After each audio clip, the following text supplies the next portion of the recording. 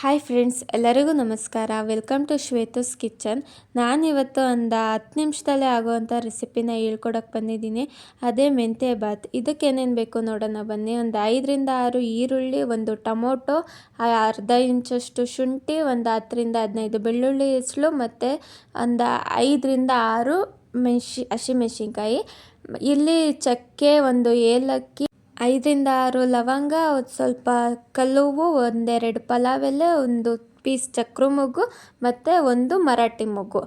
ನಾನಿಲ್ಲಿ ಒಂದು ಅರ್ಧ ಕಟ್ ಆಗುವಷ್ಟು ಮೆಂತ್ಯ ಸೊಪ್ಪನ್ನ ತೊಗೊಂಡಿದ್ದೀನಿ. ಮತ್ತು ಇಲ್ಲಿ ರುಬ್ಬಕ್ಕೆ 2 ಸ್ಪೂನ್ ಆಗೋಷ್ಟು ಕೊಬ್ಬರಿ ತುರಿನ ತೊಗೊಂಡಿದ್ದೀನಿ. ಮತ್ತು ಅರ್ಧ ಟೊಮೊಟೊ, 3 ಈರುಳ್ಳಿ, 2 ಇಂಚ್ ಆಗೋಷ್ಟು ಶುಂಠಿ, 10ರಿಂದ 15 ಬೆಳ್ಳುಳ್ಳಿ ಹೆಸಳು ಮತ್ತು ಒಂದು 8 ಹಸಿಮೆಣ್ಸಿನ್ಕಾಯಿನ ತೊಗೊಂಡಿದ್ದೀನಿ. ಹಸಿಮೆಣ್ಸಿನ್ಕಾಯಿ ಖಾರದ ತಕ್ಕಂತೆ ನೀವು ನೋಡಿ ತೊಗೊಳ್ಳಿ. ಇದು ಖಾರ ಇಲ್ಲ ಅಂತ ಸ್ವಲ್ಪ ಜಾಸ್ತಿ ತೊಗೊಂಡಿದ್ದೀನಿ. ಮತ್ತು ಇಲ್ಲಿ ಮಸಾಲೆ ಐಟಮ್ ಅಂತ ಬಂದರೆ 1 ಇಂಚ್ ಆಗೋಷ್ಟು ಕಲ್ಲು ಹೂವು, 3 ಲವಂಗ, 2 ಚಕ್ಕೆ ಮತ್ತು 1 ಮರಾಠಿ ಮೊಗ್ಗನ್ನ ತೊಗೊಂಡಿದ್ದೀನಿ. ಮತ್ತು ಇಲ್ಲಿ ನಾನು ಒಂದು ಅರ್ಧ ಟೇಬಲ್ ಸ್ಪೂನ್ ಆಗುವಷ್ಟು ಧನಿಯಾ ಪುಡಿನ ತೊಗೊಂಡಿದ್ದೀನಿ. ಇದಿಷ್ಟನ್ನು ರುಬ್ಕೋಬೇಕು. ರುಬ್ಕೊಂಡಾದ್ಮೇಲೆ ಇಲ್ಲಿ ಒಂದು ಕುಕ್ಕರಿಗೆ ಒಂದು ಅರ್ಧ ಕಪ್ ಆಗುವಷ್ಟು ಎಣ್ಣೆನ ತೊಗೊಂಡಿದ್ದೀನಿ. ಎಣ್ಣೆ ಸ್ವಲ್ಪ ಕಾಯ್ತಿದ್ದಂಕಲೇ ಮಸಾಲೆ ಐಟಮ್ ಎಲ್ಲ ಹಾಕೋಣ. 2 ಪೀಸು ಪಲಾವ್ ಎಲೆ, 1 ಲವಂಗ, 2 ಚಕ್ಕೆ, 3 ಏಲಕ್ಕಿ ಮತ್ತು 1 ಪೀಸ್ ಕಲ್ಲು ಹೂವು. ಇದಿಷ್ಟನ್ನು ಒಂದು ಸತಿ ಫ್ರೈ ಆದಮೇಲೆ ಕಟ್ ಮಾಡಿ ಇಟ್ಕೊಂಡಿರೋ ಅಂತಹ 3 ಈರುಳ್ಳಿನ ಒಗ್ಗರಣೆಗೆ ಹಾಕ್ತಾಯಿದ್ದೀನಿ. ಒಗ್ಗರಣೆಗೆ ಹಾಕಿ 1 ಸೆಕೆಂಡ್ ಫ್ರೈ ಮಾಡಿ, ಮತ್ತು ಒಂದು ಅರ್ಧ ಟೊಮೊಟೊ, ಕಟ್ ಮಾಡಿರೋ ಅಂಥ ಅರ್ಧ ಟೊಮೊಟೊನು ಫ್ರೈ ಮಾಡ್ಕೊತಾ ಇದ್ದೀನಿ.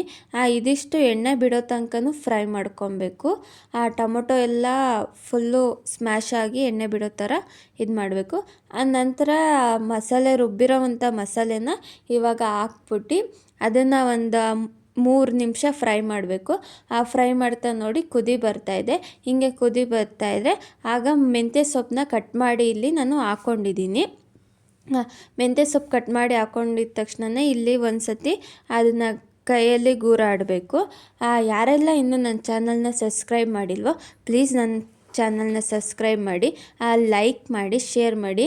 ನೀವು ಮಾಡೋ ಒಂದು ಕಮೆಂಟಿಂದ ನಮಗೆ ಇನ್ನೂ ಹೆಚ್ಚು ವಿಡಿಯೋ ಮಾಡೋದಕ್ಕೆ ಸಾಧ್ಯ ಆಗುತ್ತೆ. ದಯವಿಟ್ಟು ಸಪೋರ್ಟ್ ಮಾಡಿ.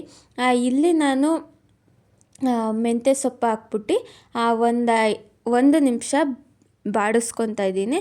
ಅದಾದಮೇಲೆ ಒಂದು ಕಾಲು ಟೀ ಸ್ಪೂನ್ ಆಗೋಷ್ಟು ಅರಿಶಿನ ಪುಡಿನ ಹಾಕ್ಕೊಂಡಿದ್ದೀನಿ. ಅರಿಶಿನ ಪುಡಿ ಹಾಕ್ಕೊಂಡಿದ್ದ ತಕ್ಷಣ ಮತ್ತೆ ಇಲ್ಲಿ ಅರ್ಧ ಸ್ಪೂನ್ ಗರಂ ಮಸಾಲ, ಕಾಲು ಟೀ ಸ್ಪೂನ್ ಆಗೋಷ್ಟು ಚಿಕನ್ ಮಸಾಲ ತೊಗೊಂಡಿದ್ದೀನಿ. ಗರಂ ಮಸಾಲ ಫ್ಲೇವರಿಂಗಿಗೆ ತುಂಬ ಚೆನ್ನಾಗಿರುತ್ತೆ ಅಂತ ಗರಂ ಮಸಾಲಾನ ಹಾಕ್ಕೊಂಡಿದ್ದೀನಿ. ಚಿಕನ್ ಮಸಾಲನೂ ಟೇಸ್ಟಿಂಗಿಗೆ ಚೆನ್ನಾಗಿರುತ್ತೆ ಅಂತ ಅದನ್ನು ಹಾಕ್ಕೊಂಡಿದ್ದೀನಿ. ಇದು ಹಾಕ್ಕೊಂಡು ಫ್ರೈ ಮಾಡಿದ ತಕ್ಷಣ ಇಲ್ಲಿ ನಾನು 2 ಕಪ್ ಆಗುವಷ್ಟು ಅಕ್ಕಿನ ತೊಗೊಂಡಿದ್ದೀನಿ. 2 ಗ್ಲಾಸ್ ಅಕ್ಕಿ ಅಂತಲೇ ಹೇಳ್ಬಿಟ್ಟು 2 ಗ್ಲಾಸ್ ಅಕ್ಕಿ ತೊಗೊಂಡಿದ್ದೀನಿ. ಒಂದು 2 ನಿಮಿಷ ಇದನ್ನು ಫ್ರೈ ಮಾಡ್ಕೊಬೇಕು.